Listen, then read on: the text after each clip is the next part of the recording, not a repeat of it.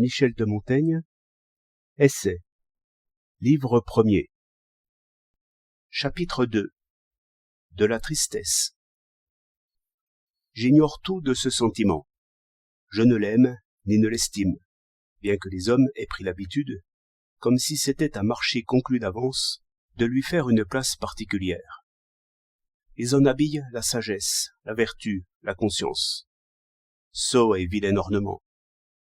Les Italiens ont de façon plus judicieuse donné son nom à la malignité, car c'est une façon d'être toujours nuisible, toujours folle, et les stoïciens, la considérant comme toujours lâche et vile, défendent à leurs disciples de l'éprouver.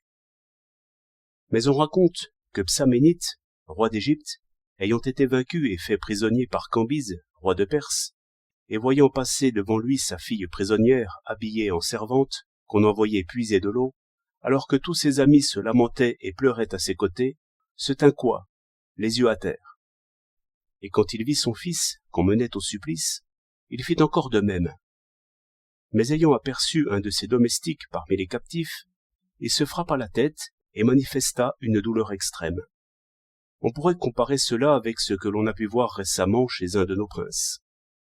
Ayant appris à 30, où il se trouvait, la mort de son frère aîné, sur qui reposait l'honneur de sa maison, et sitôt après celle d'un autre de ses frères, plus jeune, il soutint ces deux épreuves avec une constance exemplaire. Mais quelques jours après, comme un de ces gens venait de mourir, il se laissa emporter par ce dernier malheur, et abandonnant sa résolution, s'abandonna à la douleur et au regret. Si bien qu'il y eut des gens pour dire qu'il n'avait été touché que par ce dernier coup du sort. Mais c'est qu'en vérité, il était déjà tellement plein de chagrin qu'à la moindre peine nouvelle, sa résistance s'effondra d'un coup. Cette histoire, me semble-t-il, pourrait donc être comparée à la précédente, si ce n'est qu'elle y ajoute ceci. Cambyse avait demandé à Psaménite pourquoi il ne s'était guère ému du sort de sa fille et de son fils, alors qu'il n'avait pu supporter celui qui était fait à ses amis. Ce dernier répondit alors, « Seule cette dernière peine peut se manifester par des larmes, les deux premières étant bien au-delà de tout ce qui se peut exprimer. » À ce sujet, il faudrait peut-être évoquer aussi l'invention de ce peintre antique, qui, ayant à représenter la douleur de ceux qui assistèrent au sacrifice d'Iphigénie, en fonction de l'importance que revêtait pour chacun d'eux la mort de cette belle jeune fille innocente. Ayant épuisé les dernières ressources de son art, et ayant à peindre le père de la jeune fille, il le représenta le visage couvert, comme si nulle expression n'était capable de représenter ce degré de la douleur.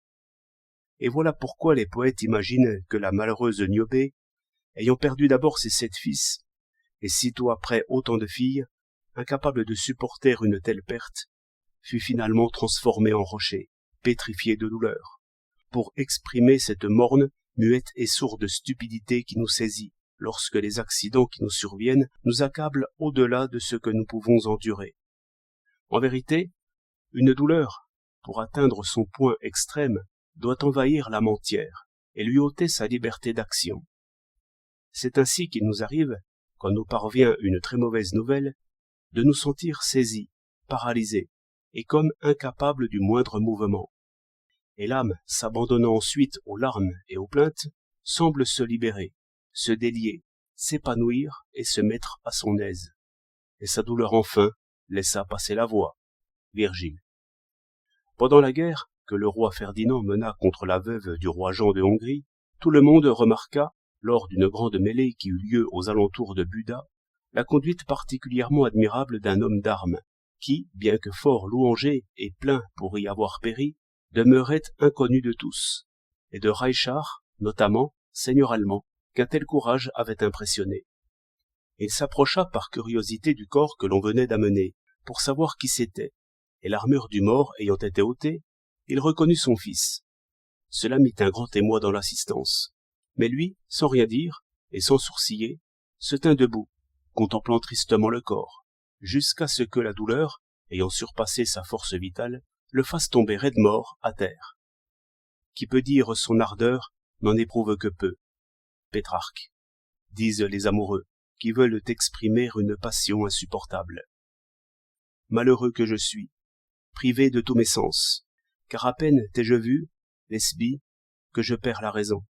Je ne peux plus parler. Ma langue est paralysée. Une flamme dévore mes membres. Mes oreilles bourdonnent. La nuit couvre mes yeux. Catulle. Ainsi, ce n'est pas dans la plus vive et la plus ardente chaleur de l'exaltation que nous sommes le mieux à même de faire entendre nos plaintes et d'user de persuasion. L'âme est alors alourdie de pensées profondes, et le corps abattu et languissant d'amour.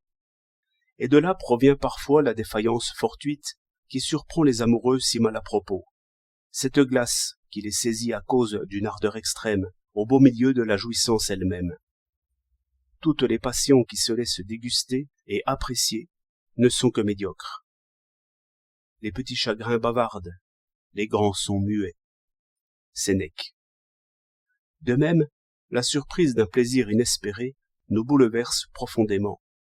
Sitôt qu'elle me vit, et les armes troyennes, elle perdit la tête et tout hallucinée, le regard fixe, exsangue, elle tomba pâmée.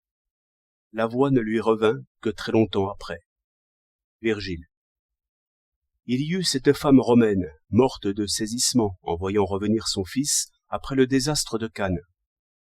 Sophocle et Denis le tyran, qui tous deux trépassèrent d'Èse. Talva, qui mourut en Corse, en apprenant les honneurs que le Sénat de Rome lui avait décernés. Mais à notre époque encore, le pape Léon X, informé par la prise de Milan qu'il avait tellement espéré, eut un accès de joie tel que la fièvre le prit et qu'il en mourut. Et pour un témoignage plus remarquable encore de la sottise humaine, les anciens avaient déjà remarqué que Diodore le dialecticien mourut subitement, à cause de la honte extrême qu'il avait ressentie, parce que, en son école et en public, il n'avait pas réussi à réfuter une objection qu'on lui avait faite. Je suis peu sujet à ces violentes émotions. Je suis de nature peu sensible, et je renforce tous les jours ma carapace en raisonnant.